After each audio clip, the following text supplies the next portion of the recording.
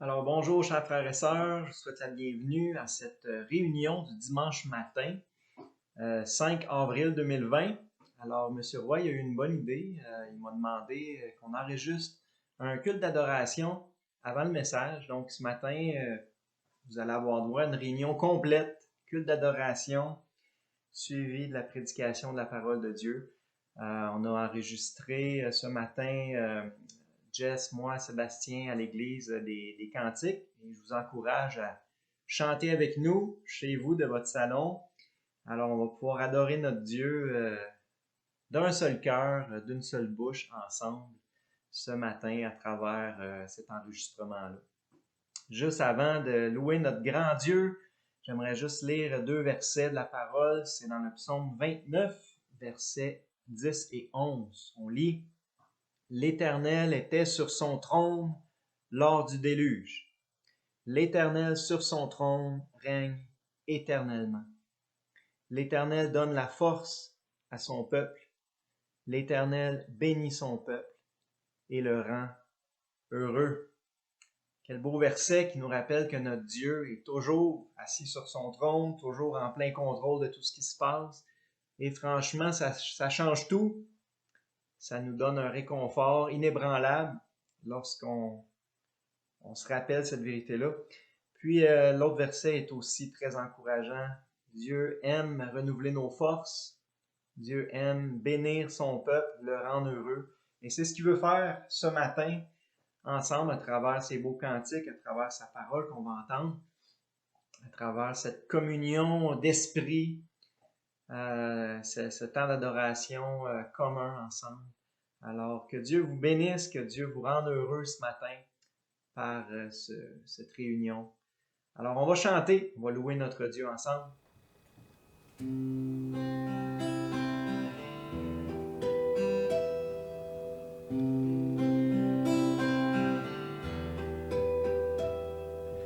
Qui a mesuré les océans, qui a compté les jours de demain, roi et nation tremblent à sa voix, la création les a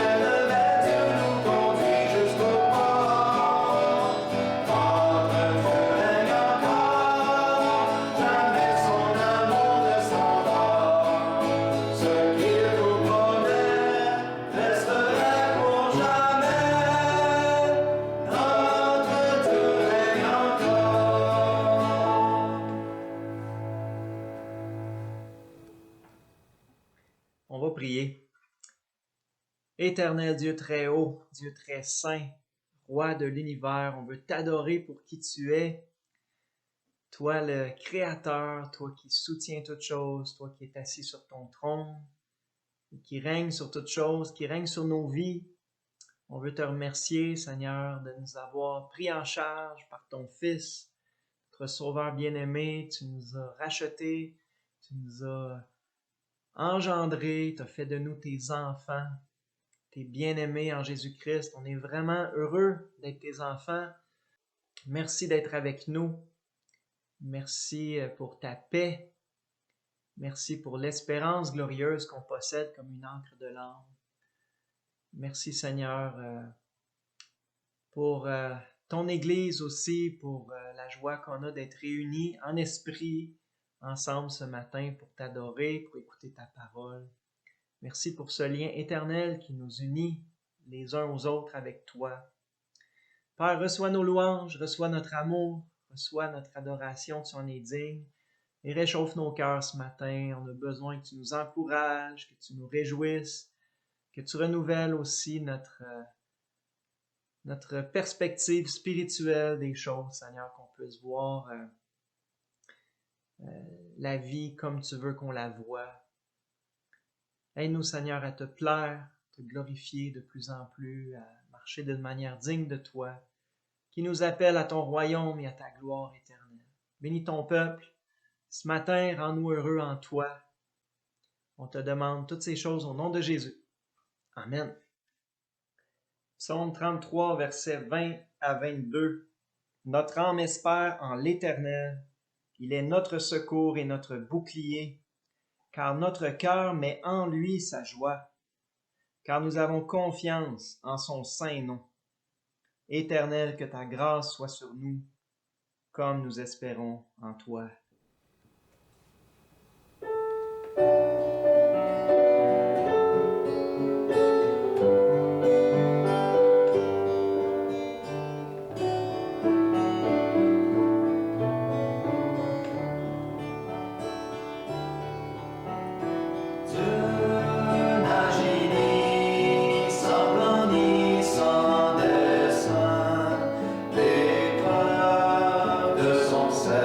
Serviteur est pour son bien.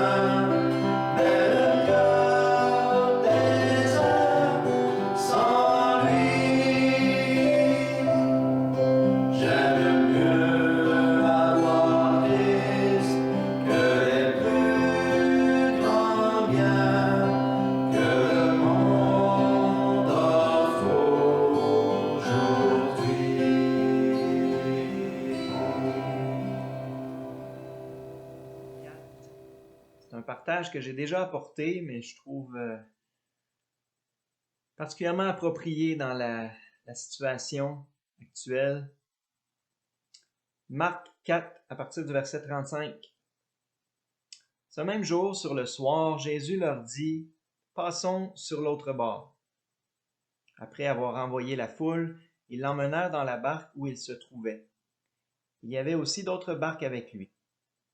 Il s'éleva un grand tourbillon, et les flots se jetaient dans la barque au point qu'elle se remplissait déjà. Et lui, il dormait à la poupe, sur le coussin.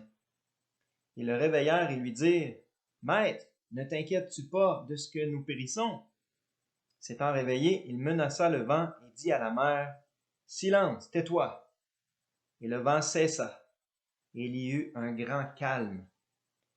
Puis il leur dit, « Pourquoi avez-vous si peur?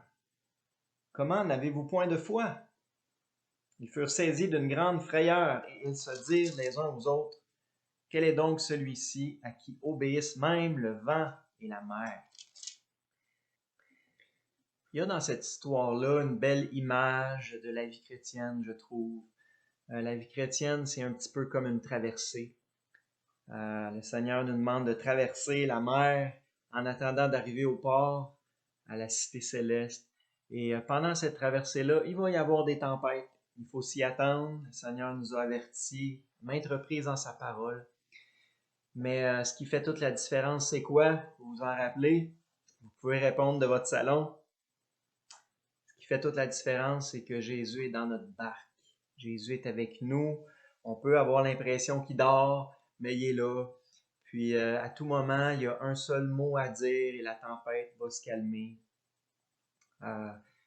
Il faut lui faire confiance, frères et sœurs. C'est vraiment une question de foi dans cette histoire-là. Jésus reproche à ses disciples d'avoir manqué de foi.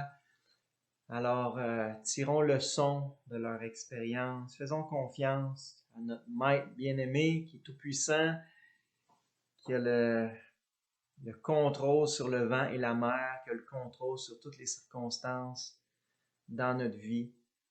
Faisons-lui confiance. Il a dit, passons de l'autre bord, on va passer de l'autre bord.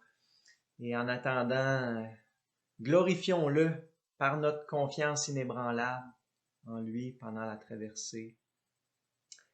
Que le Seigneur vous bénisse par ces quelques paroles. On va chanter maintenant des beaux chants qui soulignent ces vérités-là.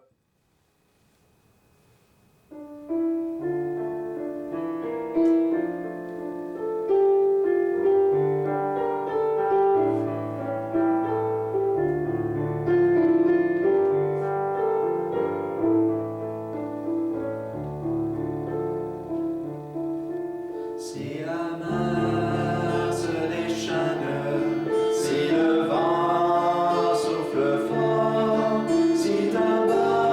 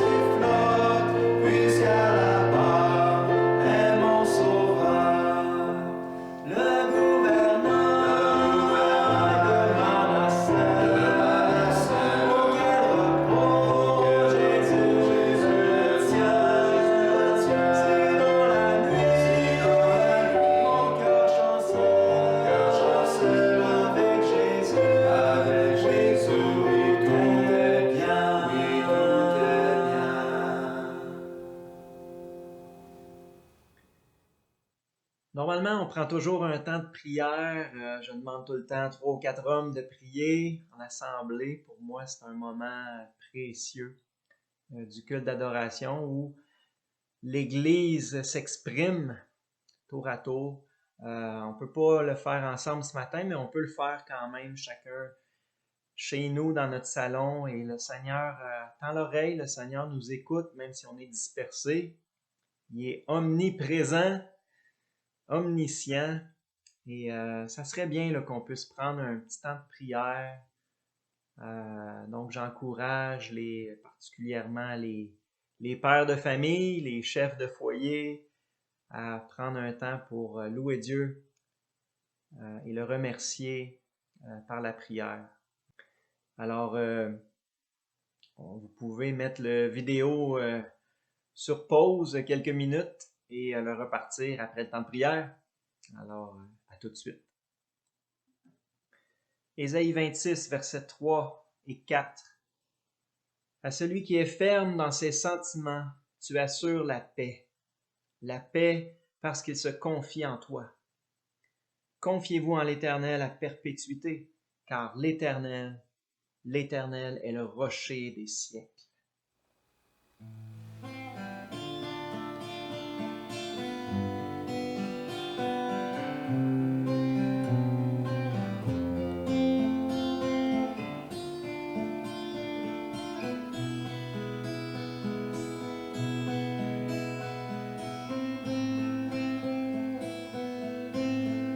Seul abri, c'est toi, toujours mon cœur te chante.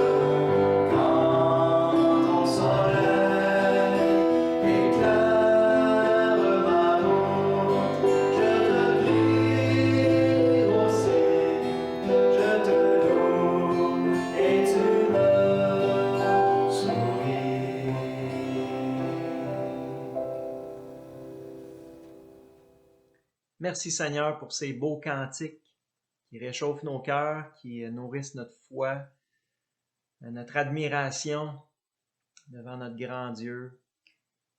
Et maintenant, on a le privilège d'entendre sa parole. Alors, c'est avec joie que je cède l'enregistrement à notre bien-aimé frère Mario Roy qui va nous prêcher la bonne parole de Dieu.